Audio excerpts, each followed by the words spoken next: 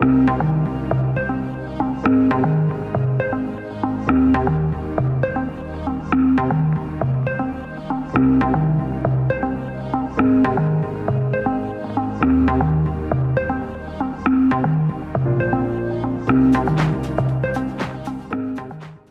of introduce myself. My name is Punio, and everybody probably can hear that I'm not born in Australia.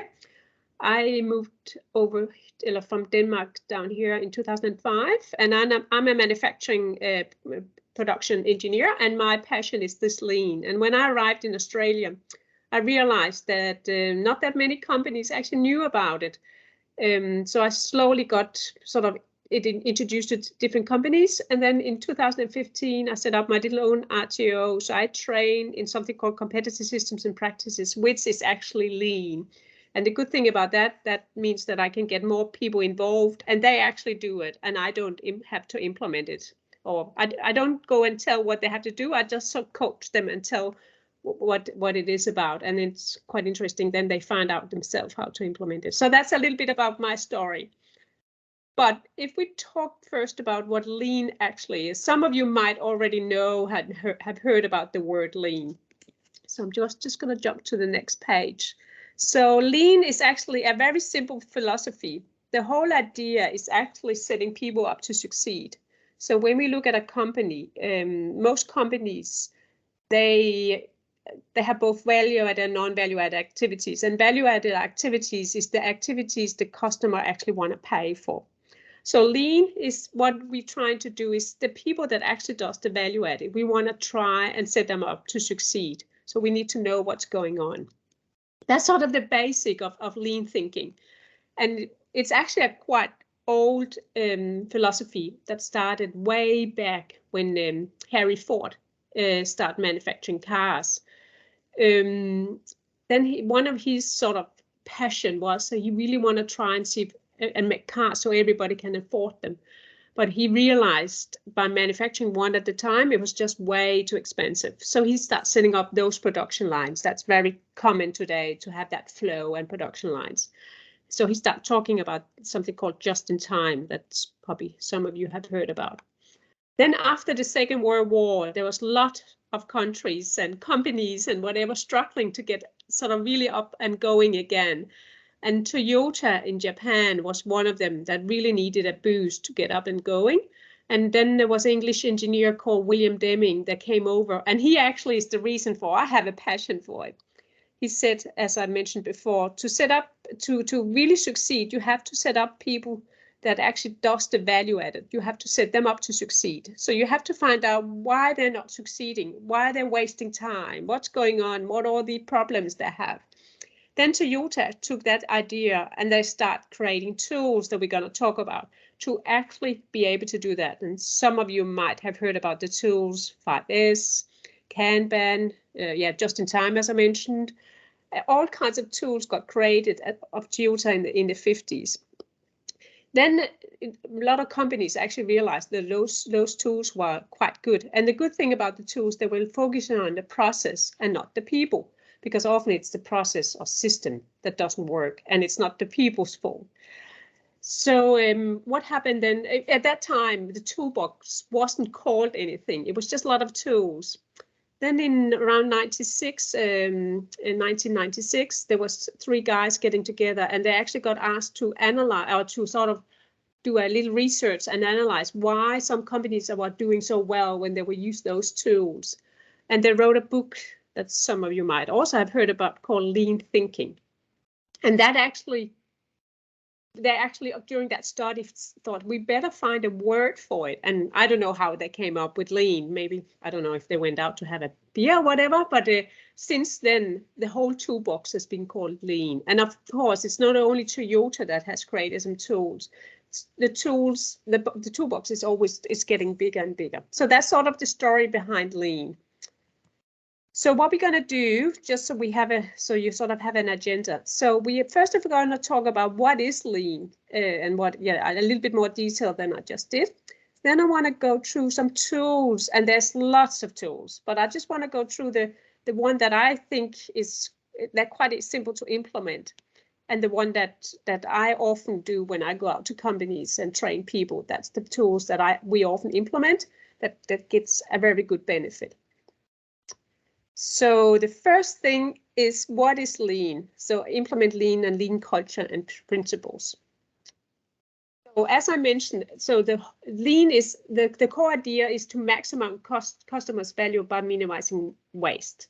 So lean simple means creating more value for customers with fewer resources and removing all non-value added activities.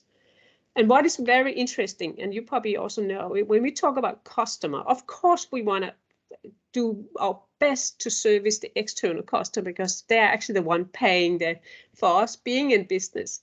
So where the most opportunities is actually within the company, because if you look at your company, you often have a customer-supplier relationship within your company, especially if you're more than 5 people, you will have that relationship. So it's quite important to understand what each other require and how you are related.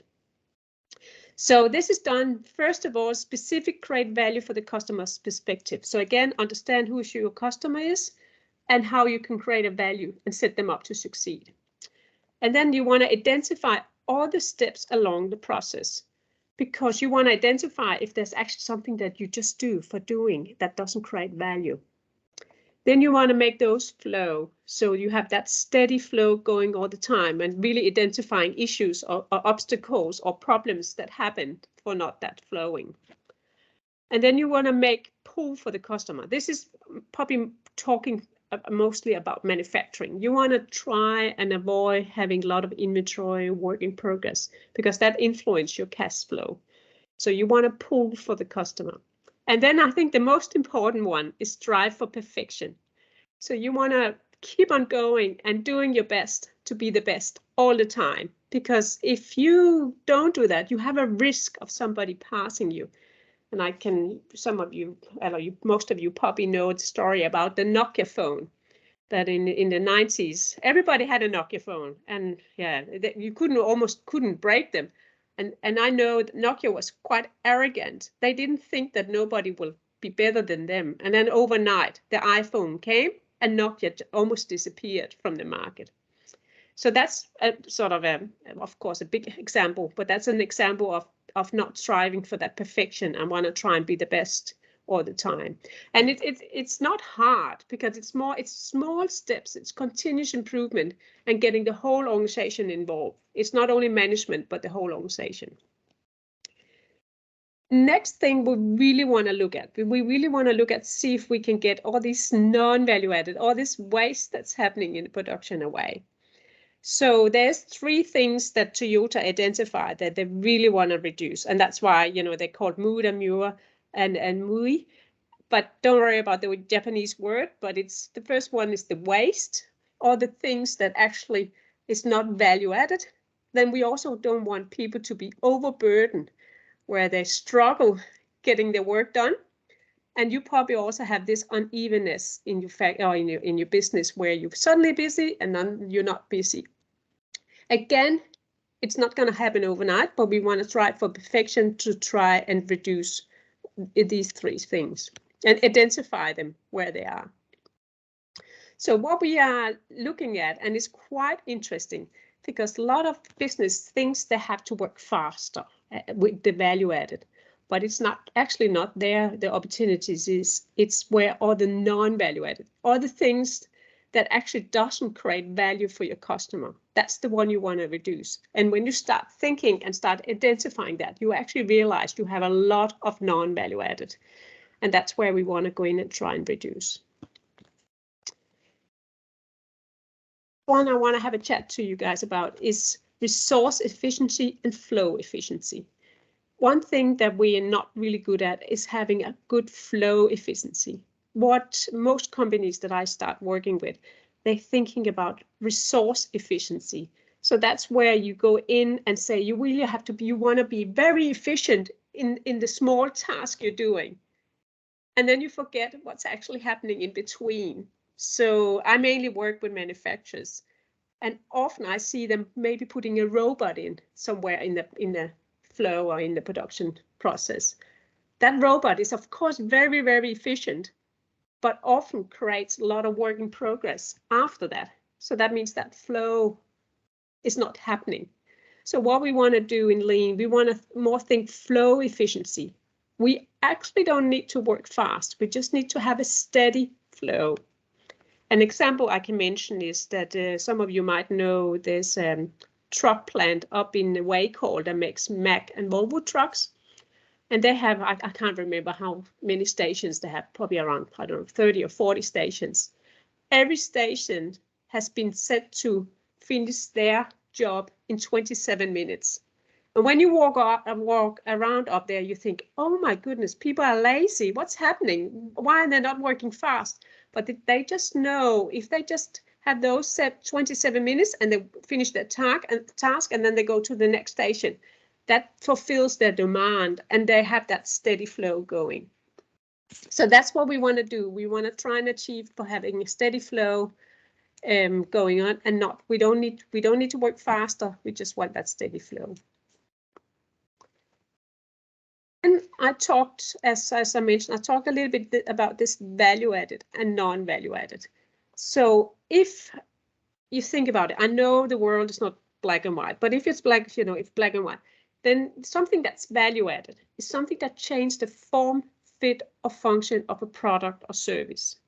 So something that you actually do that the customer want to pay for, that's value added. Everything around it is non-value added. You might need to have to transport some things. You might need to have a checklist. You might need to buy some stuff. That's, you know, you can debate if that's value added, but everything, if you're really in the black and white, everything, the only thing that changes the form, fit, or function of a product or service, remember it's also a service, of course, because that's also what the customer wants, that's value added. Everything else you want to either remove or reduce. So everything else, the non-value added, are all these things that doesn't create any conformance for the customer's requirement. So the customer is, of course, not willing to pay for that.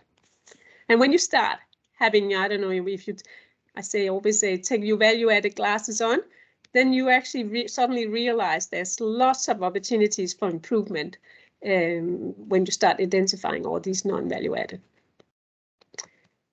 So how do we actually do this? So it's easier said than done, to be honest, because it's something to do with behavior and the way we have structured our business. So when I come into businesses, one thing that is so important is to have the leadership on board. If the management is not on board and don't really understand, then we can't change, we can't do this. So that's one thing that's very important.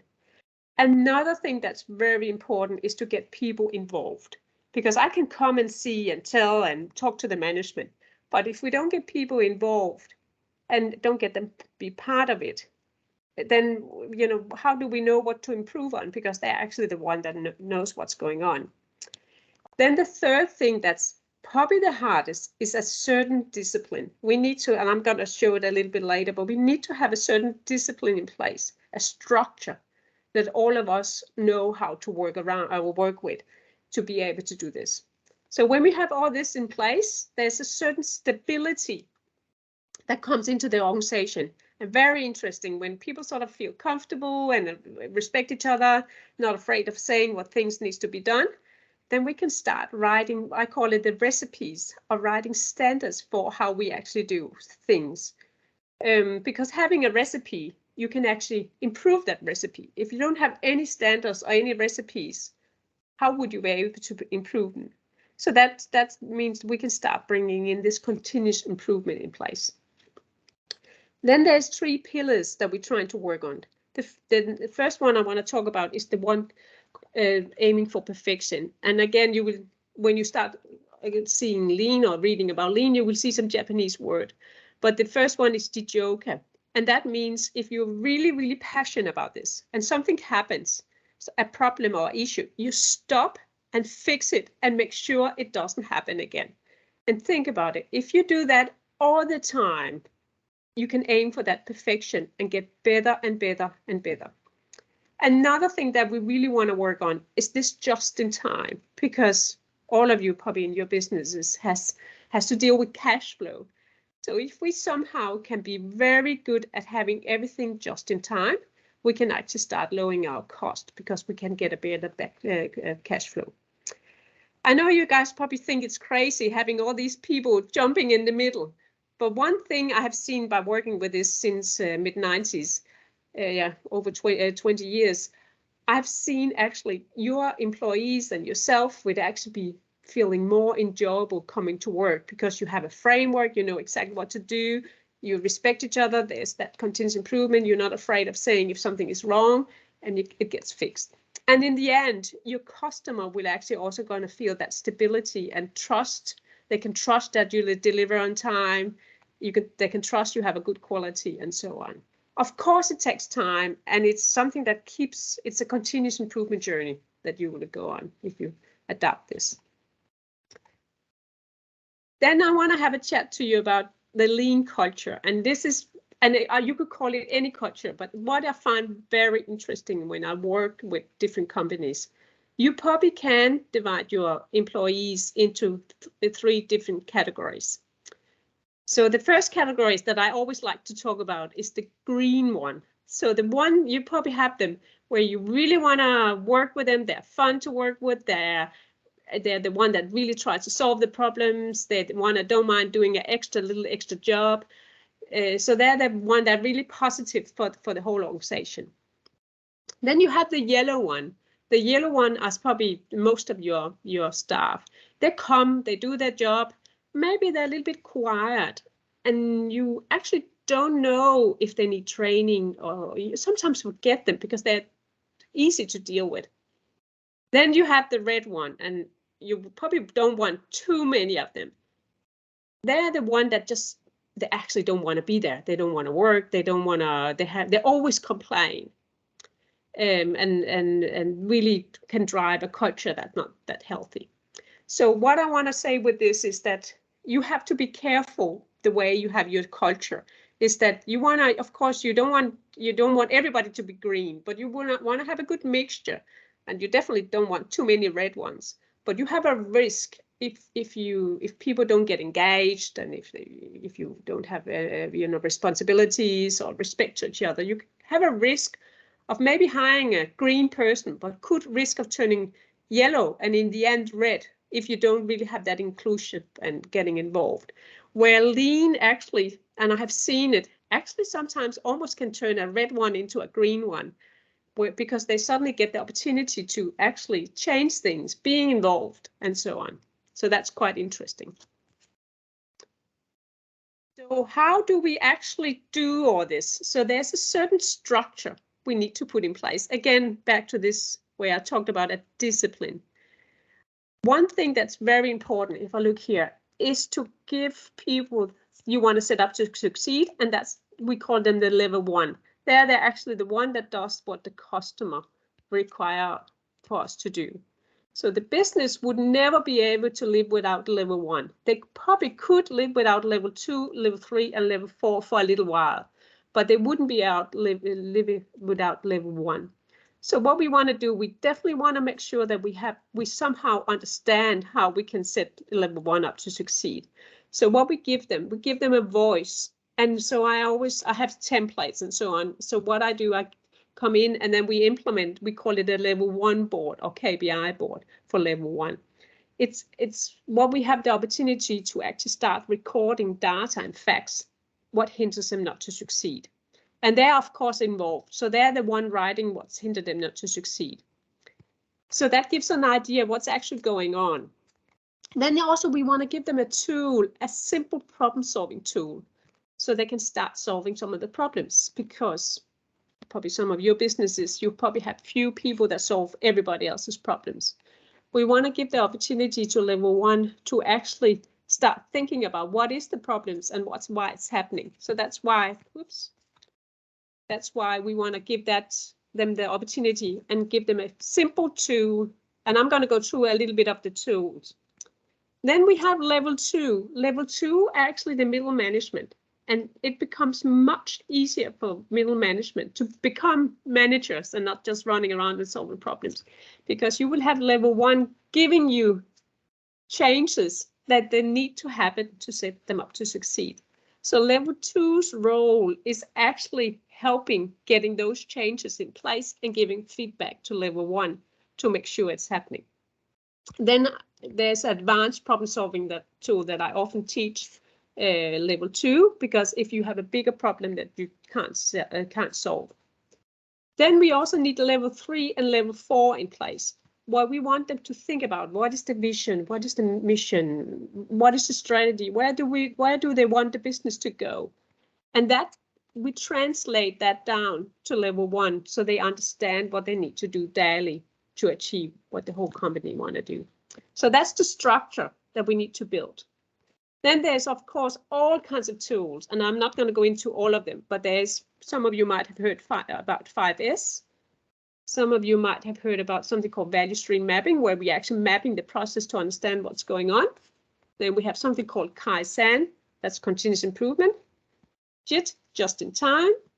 PDCA is plan, do, check, act.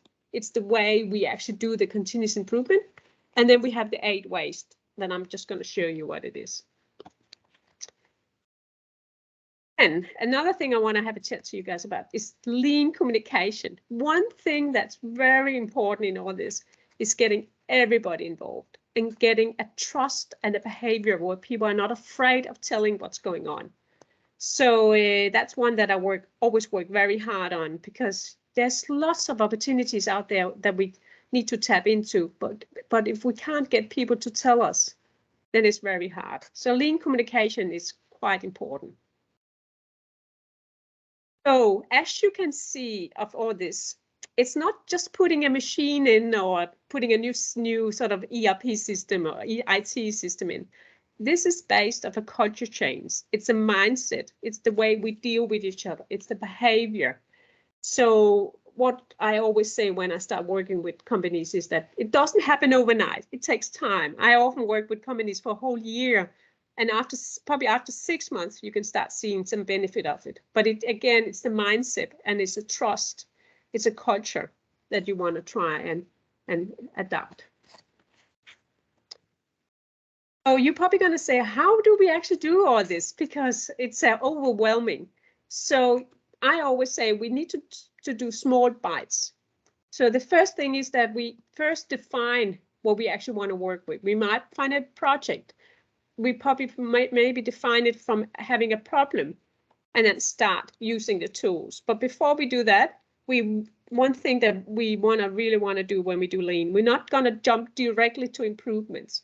We really want to understand what's going on. So that's why we have to have level 1 on board to actually give us some data and facts for us to understand what's going on. So we define first, and then we understand what's going on, getting some data and facts, and then we analyze them and say, okay, this keeps going on. What's actually happening here?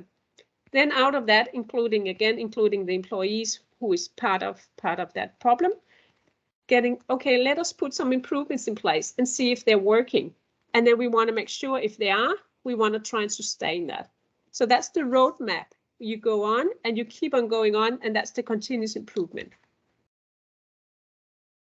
So that was sort of just a snapshot of the lean culture and lean concept. What I'm going to do now to give you guys an idea, more practical, what you can do. So the first thing that I always start with when we start implementing lean is problem solving, because I reckon you probably just like other companies, all of you probably have problems that you deal with every day. So what is very important is that we understand what a problem is and how to deal with it. So we don't start this finger pointing and, so we really want to try and do that. So first of all, what is very interesting when I start working with companies is that there's few people that tend to be the one that solve everybody else's problems. And that's not healthy for organization, because if they start, going traveling, or if you lose them or whatever, you have a risk of losing some knowledge. So we want to try and spread it so everybody can be part of that problem solving. But before we problem solve, what I always try to really get people to understand, we need to understand what is actually a problem. So how do we know if it's a problem, decision, or just a task that needs to be done? And often what happens is that tasks that needs to be done or things that, just needs to be done, We are people and we get lazy. And if we don't get them done, they turn into problems. But we actually know how to get them done. We just need to get them done. So what I always try to get a picture of so people understand what is actually a problem. So, and I know again, the world's not black and white, but if you ask those 3 questions, so the first one, do we have a deviation? So is there something that's deviate from the norm? Is there something different from what we used to do? Then you might have a problem. And what I find very interesting, if you don't have any standards, if you don't really understand what your customer wants, you could risk of having 2 people that one will say, yes, we have a deviation. The other one will say, no, this is exactly what the customer wants. So just that discussion can sometimes be pretty good. Another thing is the cause unknown? So if we already know why the problem is happening, we should just go and fix it. But what I often find is because we are survivors, we think we know the cause, and then we jump and fix it, but then it happened again. So we have to be careful there to really understand, is that the cause, or do we need to investigate further? The next one is a little bit hard one, but do we need to know the cause to take meaningful action? So a very, very simple example is if you drive to Brisbane and you suddenly get a flat tire, you probably don't need to know why. You probably just need to change it. But if you drive to Brisbane again and you get a flat tire, the same place, you probably need to find out what's going on. But I reckon if you can say yes to those 3 questions, you definitely have a problem. So that's the first thing. The next one I want to have and I'm not going to go into detail, but one thing that's quite powerful is a really simple problem solving tool called 5 whys. Some of you probably do it without thinking that it has a name, but people that's very good at solving problems is very good at narrowing down what's happening. So when I implement this, I often implement a very simple template because often people don't, they need somehow having a framework to do it. I'm not going to go into detail, but this is a very simple template that people can fill out. You might also have heard about Fishbone. That's another simple problem-solving tool. It's a tool that goes into more detail if you really can't find out what's going on.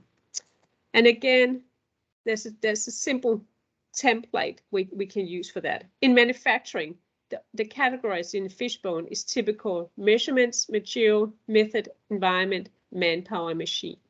If it's in sales, we might have other categories. So it's again depending on what field we're in. And the other tool that you probably saw on that triangle that I showed you in the beginning is the advanced problem solving tool. That's actually one of my favorite tools because it forces us to really understand what's going on. So the first thing we do if we have a problem with that we just can't solve, or we have to somehow justify to get solved, then we use this tool. The first one, what we do is to really define what is actually going on. What is actually the problem? So define the problem. And we do it with a team that actually knows about what's going on, that might feel the pain of the problem. So after that, we probably realize we need to have some measures. We need to have some data to really understand what's going on. So we might, over a period of time, collect some data, maybe over 3 months, or maybe already have them. Then we analyze this data. And out of that, we should be able to see some root causes, what's actually going on. And then we can start put some improvement in place and control it. I have a very simple example where I have been involved in. All of you probably know about Bunnings, and you might know that they have a lot of suppliers. So I did some work for Hine Timber, and one of their issues was every time they drove to a Bunnings store to deliver the wood, they had to sit in a queue and wait. So a lot of the drivers weren't able to go to the next customer to deliver. It was a quite hard one to solve because we didn't have any data. We couldn't prove it for over to Bunnings. So what we did, we went through this process, and then we asked the drivers we gave them a form to collect the store they went to and how long time they actually was sitting and waiting. So we just did a very, very simple form where they already had the stores. They had just had to tick, are we waiting 15 minutes, 30 minutes, 45 minutes, whatever. So we did that over a period of 3 months. And it showed clearly, you know, how much money it actually cost behind timber. And also which store that was really critical, that was hard to get the wood delivered to. Then we did a little nice report, and then Hein Timber, their customer manager or whatever it was, the salesperson for Bunnings, went over to Bunnings and said, this is actually going on. We need some help here. And since then, Bunnings has actually implemented time slots for their suppliers, because they actually realized this is not only happening for Hein, it's actually happening for all their suppliers. So this tool can be quite powerful if you know, but it takes time to work through it. So that's the make or the A3. It's a Six Sigma tool. And again, I have some templates and very simple ones to actually step through it. So that was problem solving. That's probably the first things that you need to have a think about. How do you actually deal with problems? The next one is visual management. Again, we want to make it visual and simple and include people so we don't miss out of the opportunities that the knowledge people have. So again, back to this triangle where we want to build the structure where we have a level 1, oops, and a level 2 and a level 3. And we want to have some simple visual management boards sitting around so we can see what's happening. I always recommend that level 1 has a daily meeting, level 2 has a weekly, and level 3 will probably have a weekly or monthly. And then, of course, the strategic plan might be once a year. So if you look at this triangle, we just talked about the simple problem solving that we just put in place. Now we're going to talk about how we build the structure for level 1, level 2, and level 3. What we want to do, meetings is a waste. It doesn't add value. It doesn't change the form, fit, or function of the product. So we want to make sure these meetings are simple and doesn't take that long. So level 1 meetings are definitely a stand-up meeting where often they meet once a day. It could be in the sales office, it could be in the planning office, it could be out on the floor if there's a manufacturing, and it should only take 5 to 8 minutes to do. And there's a certain agenda that they follow every time.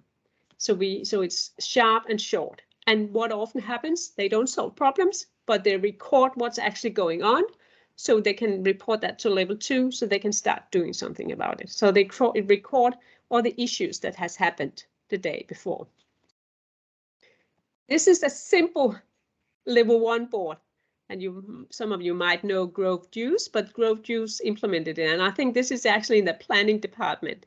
Simple one, where they have some KPIs they're looking at. They're writing up what's actually happening, and then I always recommend special manufacturing that they put in a safety cross. And then they have even put in so that you can see who is on site. And they have done a little bit fun where they actually have cartoons, pictures of themselves. So a very simple board that just takes around 5 to 8 minutes to do every day. But what we do is recording facts, what's actually happening. So that means it's easier for the business to make some decisions to change. This is a level 2 board, and actually from MindCorp that some of you might know. In the beginning, they had it as a whiteboard, and now they have it as a virtual board that's sitting in the lunchroom. As you can see, it's not a KPI board. It's a board where they write all the issues that's coming from level 1 that they need to deal with, and then they have put objectives. Yeah, often you don't need to do that. Then what actually the actions that's actually happening, who is doing it, and when it's happening. This board is visual for everybody. That means you could be on level 1 and have kept on raising an issue. You should see it on the level 2 and find out what action is actually happening. So that's the way we connect everything. And I would say if level 2 is not happening, level 1 is a waste. So it's very important to have this in place. So that was the visual management, putting that in place a simple way.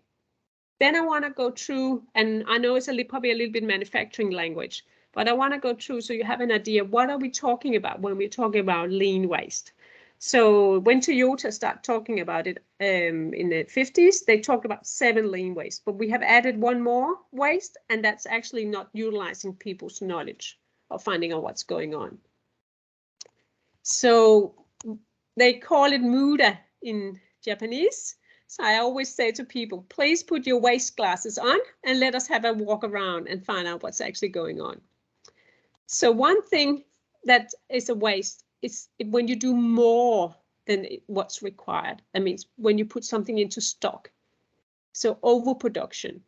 So when you do more, it's a big waste. So only do what the customer requires and just try to make it just in time. And we only want to produce what we need. Often people do, oh, just in case, we're just going to do a little bit extra, just in case. But that could actually influence our cash flow quite a bit. So that's one waste. Another waste is inventory. And again, I know it's probably, I don't know if you guys are in manufacturing, more manufacturing thinking here, but if you think about every time you buy something and you have to store it, and you first get money when you start making it or using it, and it can't be a long time. So inventory is a big waste. So some of the manufacturers I work with have often consignment stock. So that means all the raw material is actually owned by the suppliers, and they first invoice it when they start using it. So that's a way to reduce. Another thing is work in progress. So stuff that you have worked on, but you put aside, and then you work on it later. That's again inventory. And of course, then there's also finished goods. Another thing that we often forget is waiting. And what is very, very interesting, and you probably, if you walk around in your business, you probably don't see physically somebody sitting and waiting. But I reckon most people are always waiting for something. So you might have 20 emails in your inbox that is waiting to be answered. So that means there's always something, you're always waiting for something. And the way you can see it is definitely if you have a lot of emails in your inbox, if there's orders that hasn't been completed, then you will know that you are actually waiting. Another one is motion. And if depending again what kind of type of business you have, but motion is when people need to walk around. There could be a machine in one corner, a machine in another corner where you actually need to walk to, or you have to lift up some stuff and carry it to somewhere else. So we want to try and reduce that motion going on. Transportation, it's special internal transportation. So again, I work with a lot of manufacturers, and one thing one person that's often very busy is the one driving the forklift. And they're actually not adding any value. And often it's because the way they lay out, the way everything is set up. So you really want to try and reduce that transportation, internal transportation. Rework, that could be in any business where you have a risk of doing something wrong and have to do it again. That's probably one of the biggest waste. So again, it could be because you're rushing, because you're under pressure, because you don't have a good flow, because you want to try and shorten your lead time and so on. You really want to try and reduce that rework. And often I see by having a steady flow and people know exactly what to do, have a good discipline in place, you can reduce that rework. Overprocessing. It's one that people don't think too much about. But if you do more than the customer actually require, maybe you have some internal processes you put in place that the customer doesn't care about, but you put them in place to just make sure we just check it. We just don't trust this. So you're actually over-processing. You're putting more in that's required. And then I know it's not in here, but the last one, see if I have it in here. I don't think I have, no, but the last one, the 8th one, is actually people not utilizing people's knowledge, and that would of course help when you implement level 1, really tapping into people's knowledge. So now we have covered problem solving, and we have covered how we implement visual management, and also understanding what lean waste is. The next one is helping you to organize your workspace. And some of you might already have heard about 5S. It's a very, very simple tool, but it's so hard to maintain because we're human. We, yes, maybe we clean up and make it nice and neat, but then after a while we just, yeah, I don't know what's happening, but we're not really good at maintaining it.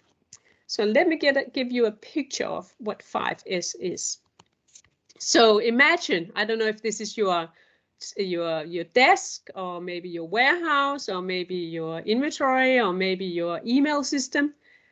But and I know you can't tell me, but you can see if you can try and find 19, 21, and 26. I'm 100% sure that I put it back, in the store. It must be there somewhere. And you keep looking, and you're going back, and you can't find 21, but you got told that it's in there, and you spend time searching and looking, and I can't find it.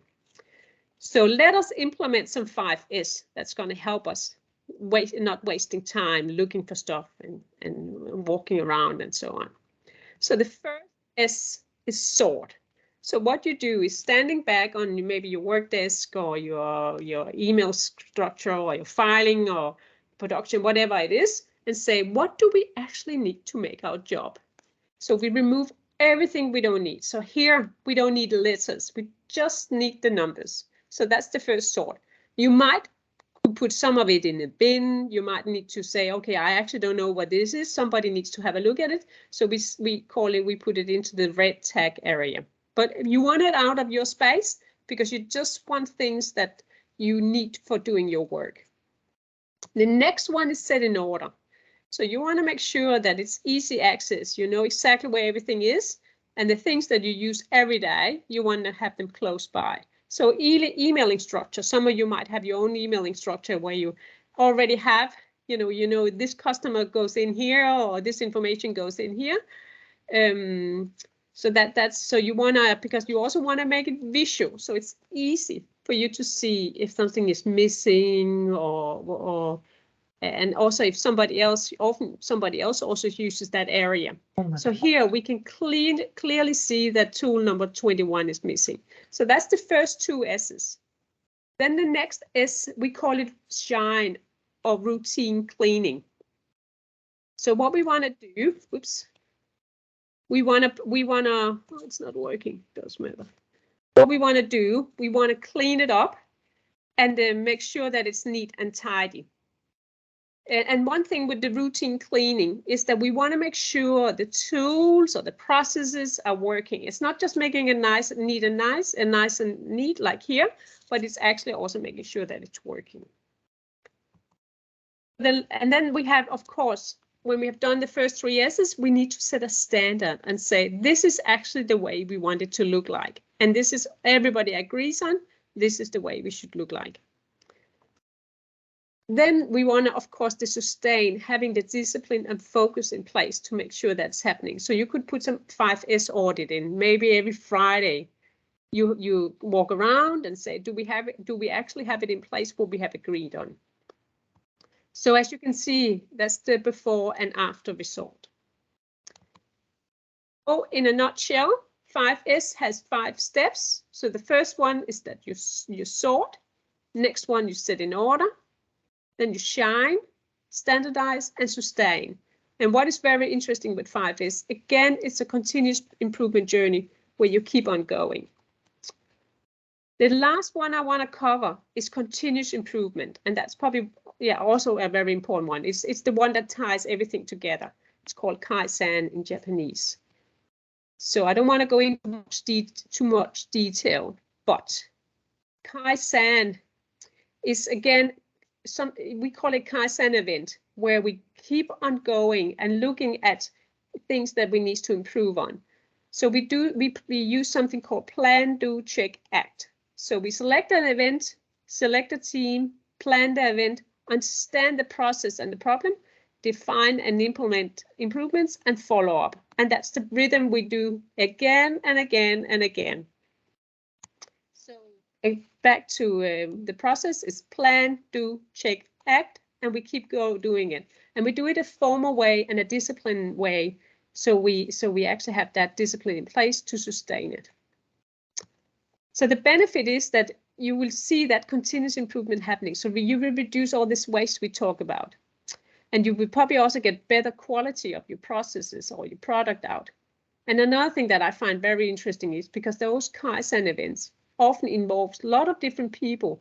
So people would feel more engaged in their job. And they also teach workers to actually solve their own problems every day. And it makes workers act on all improvements. They start seeing their job differently than they did before. Then the last one I want to cover that actually also is involved in the Kaizen.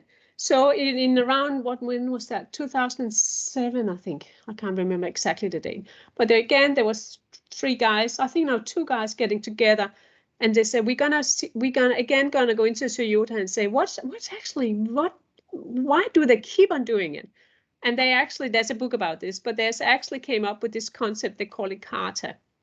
So the whole idea is actually accepting that we sometimes fail, and accepting that changes can make us fail sometimes. So the whole idea, first we want to say, okay, where do we actually want to achieve? What is the target condition? What are we trying to get to? That's the first thing we do. Then we want to understand the current or actual condition. So where are we now?